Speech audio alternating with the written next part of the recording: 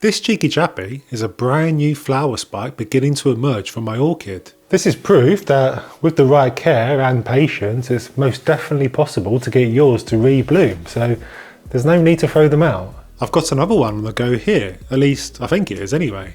They can be tricky to identify when they're so small, but I do have some tips to help with this. And then we have this guy. This flower spike suddenly sprouted a couple of weeks ago and caught me off guard, as you can tell by this strange shape he's grown into. I'll explain why this happened and how you can stop it shortly. So we all know that orchids can be tricky plants to grow at home, or at least to get them to re-bloom.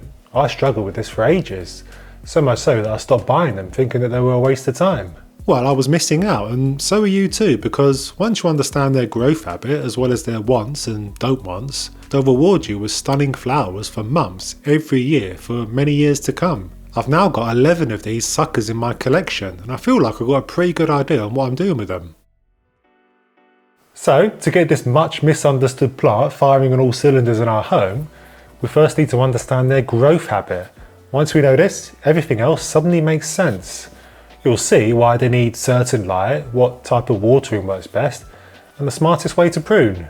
So these happy chappies are always displayed in the shop in their blooming phase. And the trouble is, most people seem to buy these in the same way they buy a bunch of cut flowers, to chuck them in the bin as soon as the flowers fade away. And this is a massive waste. Once the plant has done flowering, it goes into the growth phase, and this phase is all about rest and recuperation and getting ready for the next blooming cycle. This stage is massively important, and if we get it wrong here, we won't get a strong flowering cycle, if one at all.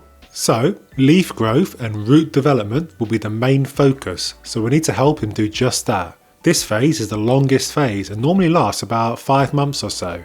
Once he feels like he's recharged his batteries enough, he'll start the flower spike development phase, and this normally lasts a couple of months. After that, bud formation on the flower spike will start, and it will take him about a month or so to show off his blooms. We're then back in the flowering phase, and this should last about 4 months all being well, and there are some nifty tricks we can do to prolong this as much as possible that involves getting your snippets out, as you'll see in a bit.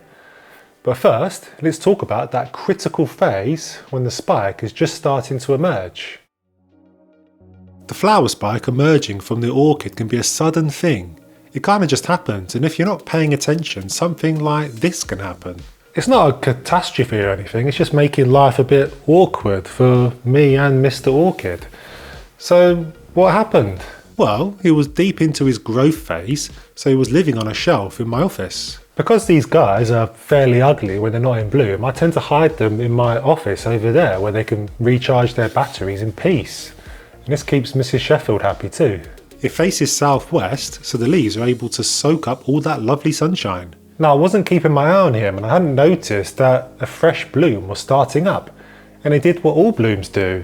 It started growing sideways. Well, it grew sideways until it hit the window, and then it grew vertically in some kind of panic move. Not ideal. Now you might think, well, just bend it up, but unfortunately this will only really end in tears. The flower spikes are quite brittle and any bending will likely result in breakage. Ask me how I know. Anyway, as you can see, I have managed to support it by hook or by crook, but it makes displaying it in my house awkward. The way to get around this, as well as stopping it growing horizontally, is to stake it early, like I'm doing with this one. In the early days of a flower spike, it is quite flexible. This means you can get in there and start training it up and you'll get it looking how it should. If you're not sure how to identify a flower spike, then I'm with you because they can be very tricky. The thing is that they look like aerial roots, don't they? Well, the flower spike will always emerge from the side of the crown, in between a couple of leaves, and not in the middle like the roots might. They're also thinner and a bit more knobbly at the tip. Once an aerial root grows out, it starts to turn fatter and silvery, whereas a flower spike will be thin and green. So if in doubt, just let it grow out a bit and see what occurs. So that's training. What's best practices for when the flowering's finished? Pruning your orchid when in the flowering phase, a much misunderstood practice, but hopefully now that we know all about the life cycle, it will all make sense. A few weeks after you brought your orchid home, the flowers will start to fade and eventually drop off, and this is par for the course, so there's no need to panic. Sometimes this happens quite quickly, And sometimes the flowers seem to last forever. The truth is, this actually depends on if you bought an orchid that has all its blooms already on show, or whether there was an unopened bloom still on the spike that will open later in your home. The trick is to buy the latter. Once you're left with something like this, you have three options. Providing the spike is green and healthy, we can leave it intact and hope that the spike will produce more flowers from lower down. I found this to be fairly unlikely, and despite all the hoping and praying, they do seem to need human intervention to produce more flowers. Plus, leaving the spike in place normally means it will take longer to recover for his next blooming stage next year. Option 2 is to cut the spike above the highest unopened node. This encourages branching and a fresh set of flowers will follow. I have found that this doesn't always work though, particularly if you've not got your watering and light correct. More on that in a bit.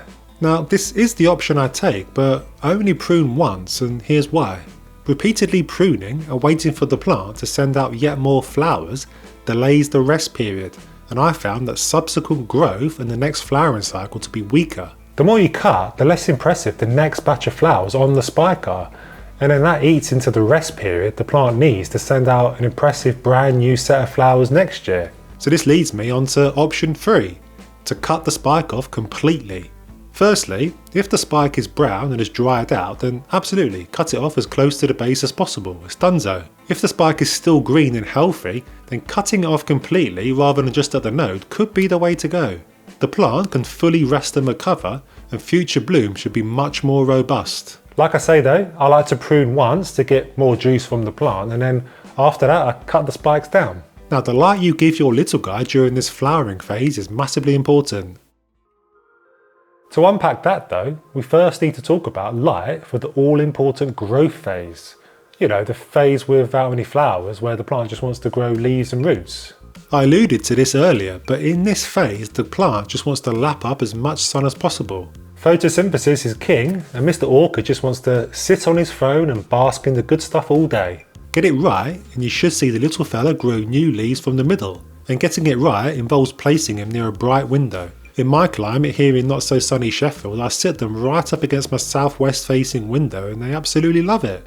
If you're in a hotter climate than me, then you might need to set him further back to avoid scorching on the leaves, but have a play and see what's best. If you've only got a north facing window and you're in the northern hemisphere, then this probably won't cut it.